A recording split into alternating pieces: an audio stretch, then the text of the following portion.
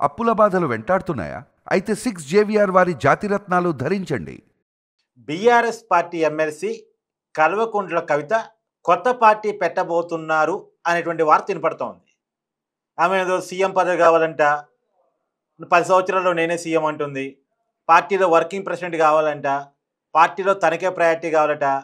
మరి వాళ్ళ నానేమో కేసీఆర్ ఏమో కేటీఆర్కే ఇంపార్టెన్స్ ఇస్తుండు, కేటీఆర్ని అధ్యక్షుడిని చేయాలని చూస్తున్నాడు. ఆయన యాక్టివ్గా ఉన్నప్పుడే కేటీఆర్ని అధ్యక్ష పదవిలో కూర్చోబెట్టి వచ్చే ఎన్నికల్లో పార్టీని గెలిపించి ముఖ్యమంత్రి చేయాలని చూస్తున్నాడు. ఎట్టి పరిస్థితుల్లో కేటీఆర్ కుర్చీని లాగేయాలి, ఆ కుర్చీలో నేనే కూర్చోవాలని కవిత తీవ్రమైన పోరాటం చేస్తుంది. ఓ రకంగా ఇంట్లో ఒక 6 నెలలుగా పెద్ద గొడవ రచ్చ నడుస్తుంది అనేది టాకు. ఇప్పుడు ఈ గొడవ కాస్త ఇక అయ్య వినేటట్టు లేడు, అన్న ఆగేటట్టు లేడు. ఏం చేయాలి? బయటకు వచ్చి కొత్త పార్టీ పెట్టాలి, తన దెబ్బ ఏంటో చూపించాలి. అంటే జగన్కి షర్మిల అయింది కదా, అలా కేటీఆర్కి కవిత కాబోతుందా? నిజానికి కొత్త పార్టీ పెట్టే క్లిక్ అవుద్దా కాదా, ఇన్ని డౌట్స్. అయితే ఇప్పుడు కవిత ప్లాన్ ఏంటి? టీఆర్ఎస్, నిజానికి టీఆర్ఎస్ పార్టీనే బీఆర్ఎస్ పార్టీగా మార్చుకున్నారు. తెలంగాణ రాష్ట్ర సమితి భారత రాష్ట్ర సమితిగా మారింది. తెలంగాణ సెంటిమెంట్ కొంత బీఆర్ఎస్ పార్టీకి మిస్ అయింది. ఇప్పుడు నేను టీఆర్ఎస్ అనే పేరుతో పెడితే టీఆర్ఎస్ అని అర్థం వచ్చారా? తెలంగాణ రాజ్య సమితో ఇంకో టీఆర్ఎస్ అని అబ్రివేషన్ వచ్చేలా పార్టీ పెట్టి తెలంగాణ సెంటిమెంట్ని మళ్ళా రగిలిచి తను ఏమన్నా మార్చుకోవడానికి స్కోప్ ఉందా అనే ఆలోచనలో కవిత చేస్తున్నట్టు తెలుస్తూ ఉంది. ఏదేమైనా టీఆర్ఎస్ అనే పేరు కలిసి వచ్చారా? కొత్త పార్టీ పెట్టారని రాష్ట్రంలో పాదయాత్ర ఏదో చేస్తే తనకి ఏదో షర్మిల చెప్తూ ఉంటుంది కదా, పాదాల మీద చేసే యాత్ర. ఆ పాదాల మీద చేసే యాత్రతో పాదయాత్ర చేసేస్తే తెలంగాణ జనాల్లో కొద్దిగా అదో ఇదో సెంటిమెంట్ వర్కౌట్ అయితే తనకు రాజకీయ భవిష్యత్తు ఉంటుంది, అన్న భవిష్యత్తును పాడు చేస్తుందని అవుతా అని చెప్పేసి ప్లాన్ గీస్తుంది అనేది తెలంగాణ రాజకీయ వర్గాలు జరుగుతున్న చర్చ. ఇది పక్కన పెడితే లేదు కవిత కొత్త పార్టీ పెట్టట్లేదు, కాంగ్రెస్ పార్టీలో జాయిన్ అవుతున్నారు, ఆమె మంత్రి పదవి కూడా కాంగ్రెస్ పార్టీ ఆఫర్ చేసింది అని అదొక టాకు. అయితే ఇక్కడ ఒక గొడవ ఉంది. రేవంత్ రెడ్డి మంత్రి పదవి ఆఫర్ చేశారంటే అంతా బాగానే ఉంది, కానీ కాంగ్రెస్ హైకమాండ్ లేదు ఆమెను చేర్చుకోవద్దు, ఆమెను చేర్చుకుంటే కేసీఆర్ కుటుంబాన్ని చేర్చామనేటువంటి ఒక బ్యాన్ నేమ్ మనకు వస్తుంది, అసలుకే ఎసరు వస్తుంది, ఆమెను చేర్చుకోవద్దని రేవంత్ రెడ్డికి కాంగ్రెస్ హైకమాండ్ చెప్పిందంట. ఇప్పుడు కవిత ఫోన్ చేస్తుంటే రేవంత్ రెడ్డి ఫోన్ ఆన్సర్ చేయలేని పరిస్థితి అంట.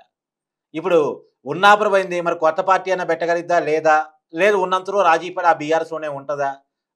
ఆమె ఉంటానన్నా వాళ్ళు ఉంచేటట్లేరు, ఎందుకంటే చాలా దూరం పెరిగిపోయింది. మొన్న కేసీఆర్ని యశోద హాస్పిటల్లో బాగాలేకపోతే కలుద్దామని పోయినా కానీ కవితని కలవటానికి కేసీఆర్ నిరాకరించారట.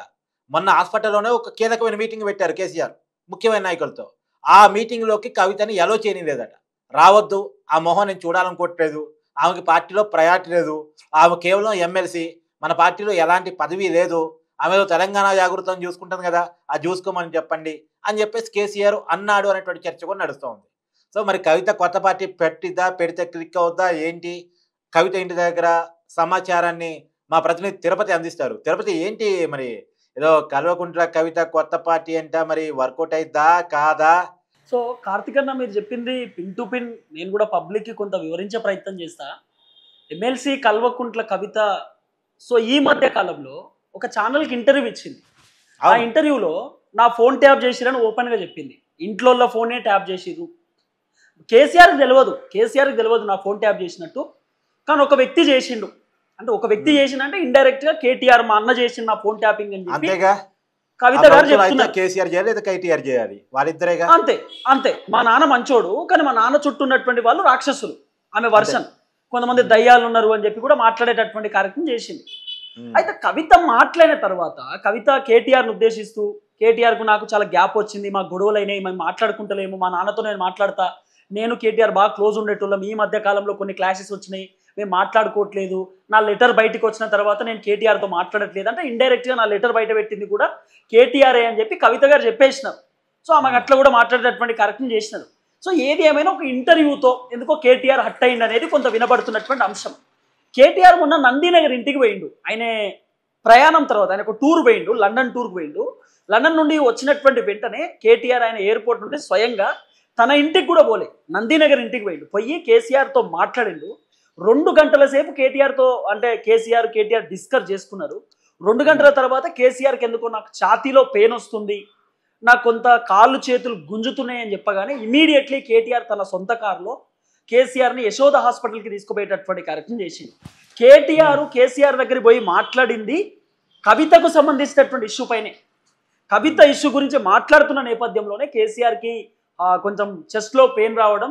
సో మరి అది గ్యాస్ పెయినో ఇంకోటో ఆయన హాస్పిటల్కి వెళ్ళడం, తర్వాత వైరల్ ఫీవర్ అని చెప్పడం, తర్వాత కొంత బ్లడ్ ప్లేట్స్ తక్కువ ఉన్నాయని చెప్పడం, తర్వాత షుగర్ లెవెల్స్ హై ఉన్నాయని చెప్పడం, సోడియం తక్కువ ఉందని చెప్పడం, ఇవన్నీ కూడా చకాచక తెరపైకి తీసుకొచ్చేటటువంటి కార్యక్రమం చేశారు. తర్వాత హాస్పిటల్కి సంబంధించినటువంటి వాళ్ళు ఆల్రెడీ హెల్త్ బులెటిన్ కూడా రిలీజ్ చేసినారు. సో ఇదంతా కూడా కవిత ఎపిసోడ్కి సంబంధించినటువంటి వ్యవహారంలోనే జరుగుండొచ్చు అనేది ఒక చర్చ. అయితే మీరు చెప్పినట్టు, మీకు కంటిన్యూస్గానే చెప్తున్నా, మీరు చెప్పినారు తెలంగాణ రాజ్య సమితి అనేటటువంటి పార్టీ కవిత పెట్టబోతున్నారు అనేది కొంత పబ్లిక్ కూడా అనుకుంటా ఉన్నారు. ఎందుకంటే టీఆర్ఎస్ అనేది ఇప్పుడు లేదు. సో కవిత ఆమె ఏం చెప్తుంది, రేపటి రోజు పార్టీ పెట్టినా కూడా టీఆర్ఎస్ అనేది తెలంగాణ అనేటటువంటి పేరు కేసీఆర్ తీసేసుతో ఓడిపోయిండు, కేసీఆర్ని జనాలు నమ్మలేదు. అంటే రేపటి రోజు పార్టీ పెట్టిన తర్వాత సొంత తండ్రిని కూడా విమర్శించేటటువంటి అవకాశం వస్తే పార్టీ కోసం విమర్శించవచ్చు, చెప్పలేము. అంటే రాజకీయాలలో మనం ఏ విధాన్ని మనం చెప్పేటటువంటి అవకాశం ఉండకపోవచ్చు. బేసిక్ గా 50-50, అంటే తిట్టవచ్చు, తిట్టకపోవచ్చు, విమర్శించకపోవచ్చు. రేపటి రోజు విమర్శిస్తే కన్న తండ్రినే విమర్శిస్తావా అని చెప్పి మాట్లాడవచ్చు, వాళ్ళు వీళ్ళు తిట్టేటటువంటి అవకాశం ఉండొచ్చు. కానీ పార్టీ సిద్ధాంతాల పరంగా మాత్రం అది తండ్రి అయినా, కూతురైనా, కొడుకైనా, ఎవరైనా సరే కొంత విమర్శలు అనేది వెరీ కామన్ కదా పొలిటికల్ పార్టీలో. సో రేపటి రోజు ఆమె చెప్పొచ్చు, కవిత బీఆర్ఎస్ అనే పార్టీ పెట్టిర్రు, తెలంగాణని అనే పేరు తీసేసడంతో వీళ్ళ పని అయిపోయింది. కానీ నేను ఒక తెలంగాణ బిడ్డగా, నేను ఒక ఆడబిడ్డగా, నేను తెలంగాణ రక్ష సమితి, అంటే తెలంగాణ రక్షించే బాధ్యత మేము తీసుకుంటున్నాం, తెలంగాణను మేము కాపాడుకుంటాం. తెలంగాణ రాజ్య సమితి కాదు, తెలంగాణ రాష్ట్ర సమితి కాదు, తెలంగాణ రక్ష సమితి. అంటే రక్ష మేము కాపాడుతాం, రక్షణ మేము ఇస్తాం, మహిళలకు మేము రక్షణగా ఉంటాం, మహిళలను మేము కాపాడుకుంటాం. మనం మొన్న అంటే బేసిక్గా మనం అంత ఇంటర్నల్ మీటింగ్ జరిగింది, మన జర్నలిస్ట్ అందరం కూడా మనం కవిత దగ్గర పోయినటువంటి నేపథ్యంలో కూడా ఆమె క్లియర్ కట్ ఇంటెన్షన్స్ కూడా మనం విన్నాం. కవిత గారు ఓపెన్గా మాకు సపోర్ట్ చేయండి, మీకు ఏం కావాలన్నా నేను సపోర్ట్ చేస్తా అని చెప్పి డిజిటల్ మీడియాతో ఆమె మీటింగ్ కూడా పెట్టినారు. ఆ మీటింగ్లో ఆమె పదే చెప్తున్నమాట, మా బీఆర్ఎస్కి సపోర్ట్ చేయండి అని ఎక్కడ కూడా ఆమె అనలేదు. నాకు సపోర్ట్ చేయండి, నాకు సపోర్ట్ చేస్తే నేను మీకు సపోర్ట్ చేస్తా అంటే నాకు సపోర్ట్ చేయండి అనేటటువంటి మాటలోనే ఓ క్లారిటీ ఉంది. ఇక్కడ ఒక విషయం తిరుపతి, ఆమె సీఎం పదవి కావాలని బలంగా కోరుకుంటున్నారని అర్థమవుతుంది. రాబోయే 10 సంవత్సరాలుగా నేనే సీఎం అవుతా అంటుంది. 2019 పార్లమెంట్ ఎన్నికల్లో ఎంపీగా ఓడిపోయినటువంటి ఆ వ్యక్తి సీఎం పదవి మీద ఏకంగా కన్నేటువంటి ఆమె ఒక్కసారి ఎంపీగా గెలిచింది నాకు గుర్తున్నంత వరకు. 2014లో ఎంపీ అంతే, మళ్ళీ 2019లో రిటర్న్ కాలేపారు. ఒక్కసారి ఎంపీ, మొన్న నామినేటెడ్ ఎమ్మెల్యే కోటా కింద ఎమ్మెల్సీ అయినట్టున్నారు ఆవిడ. మరి అలాంటి వ్యక్తి ఏకంగా సీఎం కోరుకుంటే అవుద్దా? అంటే సీఎం కావాలంటే పబ్లిక్ లో చాలా ఇమేజ్ ఉండాలి, ఎమ్మెల్యేని గెలుపుకోగలగాలి, పార్టీ నిలుపుకోగలగాలి, అంత వర్కౌట్, అంత స్టామినా ఉందా? అంటే నేనేమంటా అంటే వాళ్ళు బీఆర్ఎస్ అధికారంలో ఉన్నప్పుడు వాళ్ళ పిల్లలు తరతరాలు తరగనంటటువంటి ఆస్తి సంపాదించుకున్నారు అనేది చాలా మంది మాట్లాడుకుంటూ వచ్చినటువంటి మేధావులు మాట్లాడుకుంటూ వచ్చినారు, సీనియర్ జర్నలిస్టు, రాజకీయ విశ్లేషకులు చాలా మంది మాట్లాడుకుంటూ వచ్చినారు. కవిత గారు ఆమె దుబాయ్లో ఉన్నటువంటి వ్యక్తి, అమెరికాలో ఉన్నటువంటి వ్యక్తి, అక్కడ నుండి సడన్గా ఆమె కాలు విరిగిన తర్వాత ఆమె వచ్చింది తెలంగాణ ఉద్యమానికి సంబంధించినటువంటి సమయంలో ఉత్తగా రాలే. ఆమె దుబాయ్లో కాలు విరిగితే ఆమె బెంగళూరు దాకా వస్తే బెంగళూరు దగ్గరికి విజయ రామారావు అనేటటువంటి డాక్టరు బెంగళూరు నుండి హైదరాబాద్కి తీసుకొచ్చిండు. 2013కు సంబంధించినటువంటి ఆ టైంలో, అంటే 13-12 టైంలో తెలంగాణ ఉద్యమం నడుస్తున్నటువంటి నేపథ్యంలో కవిత వచ్చింది. అప్పుడు వచ్చి నేను ఉద్యమంలో పాల్గొన్నా, నేను జాగృతి పెట్టినా, స్కిల్ డెవలప్మెంట్ చేసినా అని చెప్పి ఆమె చెప్పుకునేటటువంటి కార్యక్రమం చేస్తుంది ఇప్పుడు. కానీ ఉద్యమాన్ని స్టార్ట్ చేసింది కేసీఆర్, ఉద్యమాన్ని నడిపిస్తున్నటువంటి నేపథ్యంలో తర్వాత కవిత ఎంట్రీ ఇచ్చేటటువంటి కార్యక్రమం చేసింది. తర్వాత కేసీఆర్ హాస్పిటల్, ఖమ్మం హాస్పిటల్లో ఉన్నటువంటి నేపథ్యంలో కేటీఆర్ ఫస్ట్ వచ్చిండు, కేటీఆర్ తర్వాత కవిత ఉద్యమ సమయంలో ఫస్ట్ వచ్చినారు. ఇద్దరు పోయి మా నాన్న వద్దు, మాకు ఉద్యమాలు వద్దు, ఏమొద్దు, మేము సామాన్య కుటుంబం, మా నాన్నని మేము అమెరికా తీసుకెళ్తాం, మేము దుబాయ్ తీసుకెళ్తాం, మాకు అవసరం లేదు ఉద్యమం అన్నప్పుడు కేసీఆర్ లేదు నాకు అవసరం అనుకుంటే పిల్లలు కూడా అవసరం లేదు, నాకు తెలంగాణ కావాలి అంటే ఆయన నినాదం డిఫరెంట్ కదా, కేసీఆర్ నినాదం. అంటే అంత అద్భుతమైనటువంటి వ్యక్తికి ఈరోజు వ్యతిరేకంగా ఉండడం అనేది ఒక పెద్ద క్వశ్చన్ మార్క్. ఇప్పుడు మీరు ఒక మాట చెప్పారు, అంత సత్తా ఉందా, మరి ఆమె ముఖ్యమంత్రి స్థాయి ఉండేటటువంటి లీడరేనా అని చెప్పి మీరు ఒక మాట అడిగినప్పుడు, ఇక్కడ బీఆర్ఎస్లో వాస్తవానికి ఈటల రాజేందర్ ఇప్పుడు నెక్స్ట్ కాబోయేటటువంటి ముఖ్యమంత్రి అని చాలా మంది ఊహించుకున్నటువంటి మాట. ఎందుకంటే కేసీఆర్ తర్వాత ఈటల రాజేందర్ వేరే ఆప్షన్ లేదు, ఈటలే బీఆర్ఎస్కు పెద్ద పీట. ఈటలే బీఆర్ఎస్కి ఒక పెద్ద స్తంభం లెక్క, ఒక టవర్ అని చెప్పి అనుకున్నారు. కానీ కేటీఆర్ ఎప్పుడైతే ఈటల రాజేందర్ నా ప్లేస్లోకి వస్తాడు, నా ప్లేస్ని ఎక్కడ ఆయనే కబ్జా పెడతాడేమో అనేటటువంటి నేపథ్యంతో ఈటల రాజేందర్ పైన కేవలం ఆరోపణల రీత్యా ఆరోపణలు చేసి ఆ ల్యాండ్ కబ్జా చేసిండు, ఈ ల్యాండ్ కబ్జా చేసిండు, మంత్రివర్గంలో పెద్ద అవకతవకలు జరిగినాయని చెప్పి మంత్రి పదవులకి వెళ్ళి తీసేసినారు. ఈటల రాజేందర్ పైన ఆరోపణలు చేసినటువంటి నేపథ్యంలో ఈటల రాజేందర్ గారు బీఆర్ఎస్ పార్టీకి రాజీనామా చేసి హుజరాబాద్ ఉప ఎన్నికల నుండి పోటీ చేసిండు. ఎందుకు తీసేయడానికి గల కారణం ఏంటి అంటే కేవలం కేటీఆర్ ప్లేస్ని ఎక్కడ ఈటల రాజేందర్ ఢీ కొడతాడేమో, కేటీఆర్ ప్లేస్లోకి ఈటలు ఎక్కడ వస్తాడేమో అనేటటువంటి నేపథ్యంతో మాత్రమే ఆయనను పక్కదారి పట్టించిన అనేది ఒక చర్చ. దాదాపు ఈటల రాజేందర్ 10 సంవత్సరాల దాకా 10 years దాకా ఉద్యమం నుండి కదా, ఇప్పుడు ఉద్యమం కంటే ముందు నుండి టీఆర్ఎస్ పార్టీ ఉంది, టీఆర్ఎస్ పార్టీ నుండి ఉద్యమాలు చేసేటటువంటి కార్యక్రమం చేసినారు.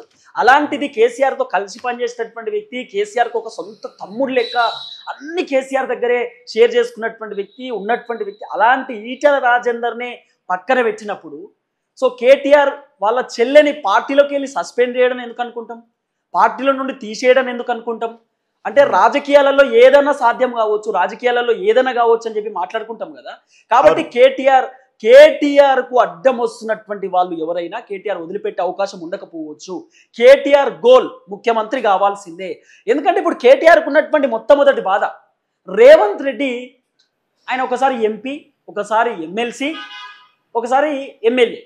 అంటే రేవంత్ రెడ్డి డిఫరెంట్ తిరుపతి. అదే అంటే బేసిక్ గా చెప్తున్నా. ఇక్కడ ఏం జరుగుతుందంటే కేటీఆర్ ఏమో చాలాసార్లు ఎమ్మెల్యేగా ఉన్నటువంటి వ్యక్తి, కేటీఆర్ మంత్రి పదవిలో ఉన్నటువంటి వ్యక్తి. అరే నేను ముఖ్యమంత్రి ఎందుకు కావద్దు, రేవంత్ రెడ్డి ముఖ్యమంత్రి అయినప్పుడు నేను ఎందుకు కావద్దు ముఖ్యమంత్రి? రేవంత్ రెడ్డి ఏమో మళ్ళీ కాంగ్రెస్ పార్టీకి రేవంత్ రెడ్డి ఓనర్ కాదు, రేవంత్ రెడ్డి ఎంప్లాయ్. పార్టీ మాది కదా, బీఆర్ఎస్ పార్టీ మాది కదా. ఇప్పుడు మా నాన్న తర్వాత బీఆర్ఎస్ పార్టీకి ఓనర్ నేనే కదా, అయినప్పుడు నేను కదా ముఖ్యమంత్రి కావాల్సింది అనేది కేటీఆర్ వర్షన్. కవిత ఏమో మరి నువ్వు అన్నకి ఇచ్చినప్పుడు మరి నాదేంది పార్టీలో, నాకేమి ఇస్తున్నావు అంటే ఇప్పుడు ఆస్తి వాళ్ళ ఆస్తి ఏంది పార్టీ, మరి పార్టీ కేటీఆర్కి ఇస్తే నాకేమి ఇస్తావు అనేది కవిత వర్షన్. కాబట్టి కవితను ఎట్టి పరిస్థితులలో బీఆర్ఎస్ పార్టీ అవకాశం ఇచ్చే ఆలోచనలో లేదు అనేది ఒక చర్చ నడుస్తూ ఉంది. కేటీఆర్ దగ్గరికి రానిచ్చేటటువంటి పరిస్థితి లేదు. సో కేటీఆర్ కవిత అవసరమైన మాట్లాడకపోయినా పర్లేదు, అవసరం అనుకుంటే ఆమె మా దగ్గర ఉండకపోయినా పర్లేదు, కానీ మా ఎజెండాలో మేము ముందుకు పోతాం, మా వ్యవహారాన్ని మేము చూసుకుంటాం, మాకు సంబంధం లేదన్నట్టుగా కేటీఆర్ ఉన్నాడు, హరీష్ రావు ఉన్నాడు. సో కవిత మాత్రం క్లిస్టల్ క్లియర్. కవిత క్లిస్టల్ ఏంటంటే అన్న చెప్పండి. విచిత్రం ఏంటంటే తిరుపతి, నిజానికి నాకున్న సమాచారం ప్రకారం 2019 పార్లమెంట్ ఎన్నికల కంటే ముందే బీజేపీతో పొత్తు పెట్టుకుందామని ప్రపోజ్ చేసింది కేసీఆర్ ముందు కవితనే. అవును. ఎందుకు? బీజేపీ మళ్ళొకసారి అధికారంలోకి వస్తే కేంద్ర మంత్రి కావచ్చు నేను అని కవిత అనుకుంది. కానీ కేసీఆర్ ఏం చేశాడు, మన 2018 ముందస్తు ఎలక్షన్కి వెళ్ళాడు కదా, మన టీఆర్ఎస్ అప్పుడు టీఆర్ఎస్ రెండోసారి గెలిచింది కదా, మనం రెండోసారి గెలిచినాం, పార్లమెంట్లో కూడా మనమే గెలుస్తాము, సారు కారు 16 నినాదంతో మనం పోదాము, 16 సీట్లు వచ్చినాయి అంటే బీజేపీకి సొంత మెజార్టీ కేంద్రంలో రాలేదు అంటే అప్పుడు మన మీద డిపెండ్ అవుతుంది, అప్పుడు మనం ఏ పదవి అడిగితే ఆ పదవి ఇస్తారు, ఏ పోర్ట్ఫోలియో అడిగితే ఆ పోర్ట్ఫోలియో ఇస్తారు, సో ఎన్నికల ముందు పొత్తొద్దు, ఎన్నికల తర్వాత పొత్తు పెట్టుకుందామని కేసీఆర్ కవిత చెప్పాడట. సరే బాపు అని చెప్పేసి కవిత అన్నదంట. తర్వాత కానీ 2019 ఎన్నికలు వీళ్ళు అనుకున్న జరగల, అంటే వీళ్ళకి 16 సీట్లు రాలేదు, బీజేపీ వీళ్ళ మీద ఆధారపడే పరిస్థితి రాలేదు, సొంతంగా మెజార్టీలోకి వచ్చింది బీజేపీ. సో బీజేపీతో బీఆర్ఎస్ పొత్తు అనేది కలగానే మిగిలిపోయింది. అలాంటి కవిత అంటే బీజేపీతో పొత్తు పెట్టుకుందాం బాపు అని బీజేపీ గురించి కేసీఆర్ ముందు ప్రపోజ్ చేసినటువంటి కవిత ఇలా బీజేపీతో బీఆర్ఎస్ ఒకటైందని, బీఆర్ఎస్లోకి బీజేపీలోకి బీఆర్ఎస్ మెర్జ్ చేయాలని చూశారని ఇలాంటి ఆరోపణలు చేయటాన్ని ఎట్లా చూడాలి అసలు? అంటే ఇప్పుడు వాస్తవానికి కవిత ఆమె ఓపెన్గా బీఆర్ఎస్ పార్టీ నుండి వాళ్ళన్నా తీసేయాలి, లేకపోతే నేనన్నా వెళ్ళిపోవాలి, ఏదో ఒకటి. నేను పార్టీ పెట్టబోయే ముందు ఏదైనా సంచలనం చేయాలి, నేను పార్టీ పెట్టబోయే ముందు బీఆర్ఎస్ పార్టీ లీడర్లు అందరూ నా పైన ప్రెస్ మీట్ పెట్టాలి, నా గురించి మాట్లాడాలి, నన్ను వైరల్ చేయాలి, సోషల్ మీడియాలో నన్ను ట్రోల్ చేయాలి, నేను కాంట్రవర్సీ కావాలి. ఇప్పుడు ఎవరైనా ఇప్పుడు సినిమాలలో కూడా మీరు చాలా చూడండి, ప్రమోషన్స్ అన్ని నెగిటివ్ ప్రమోషన్స్ చేసుకుంటూ ఉంటారు. అంటే కొట్లాడుకున్నాడు, తండుకున్నాడు, లేకపోతే ఇంకోటి సినిమా వైరల్ కావడానికి ఇంకోటి ప్రమోషన్స్ కదా, కామన్ కదా.